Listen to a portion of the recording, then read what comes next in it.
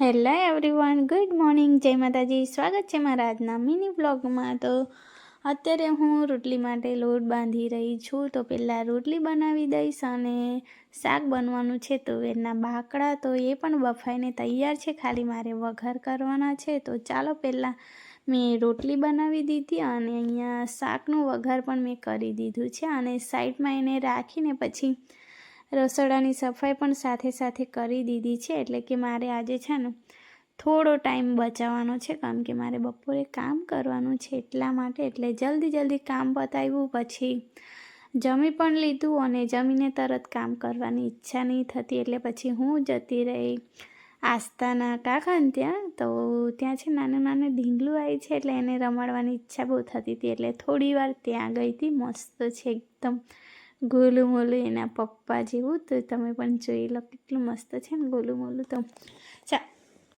ચાલો ત્યાં થોડી વાર રોકાઈ હતી અને પછી હું આવી ગઈ છું મારા મિશન પર. તો મારે આજે છે ને કામ કરવાનું છે અને પહેલાં તો આ બધું ઘાસ ઉખેડવાનું છે. તો પહેલાં મેં ટ્રાય કર્યું કોદાળીથી, પણ ના બન્યું ને, એટલે પછી દાંતેડાથી જ કરવા લાગી. અને કોદાળીથી છે ને થોડી તકલીફ થતી હતી, એટલે મેં કીધું ચાલ દાંતેડાથી જ કરી લઉં. તો લગભગ 1 કલાક તો મને આ ઘાસ ઉખાડવામાં જ ગયો હતો. અને પછી છે ને ગવાર રોપવાના છે મારે. તો બિયારણ તો પપ્પાએ લઈ આપ્યું છે, ખાલી મારે રોપવાનું હતું અને પછી એ રોપી દીધું. અને પછી મને યાદ આવ્યું કે 2 ભીંડા પણ છે સુકાયેલા, તો ઉગે કે ના ઉગે એ મને ખબર નહીં, પણ એનું પણ બી કાઢીને પછી મેં જેટલી જગ્યા હતી ને ત્યાં ભીંડા પણ રોપી દીધા. તો ભીંડા છે ને મારી મિતિક્ષાને બહુ ભાવે, એટલે બધું એના માટે જ કરું છું. દરેક મા બાપ પોતાના છોકરા માટે જ કરતા હોય, પોતાને ભાવે કે ના ભાવે. તો ચાલો લગભગ આ બધું કરતાં છે ને મને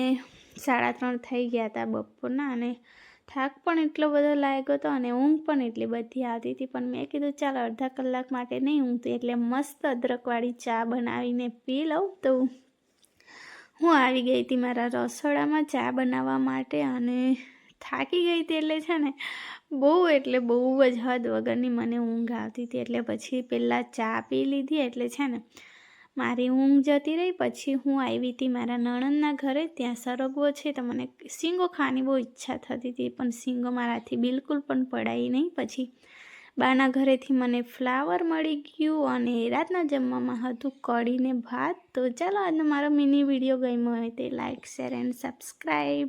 બાય બાય, જય માતાજી, ગુડ નાઇટ.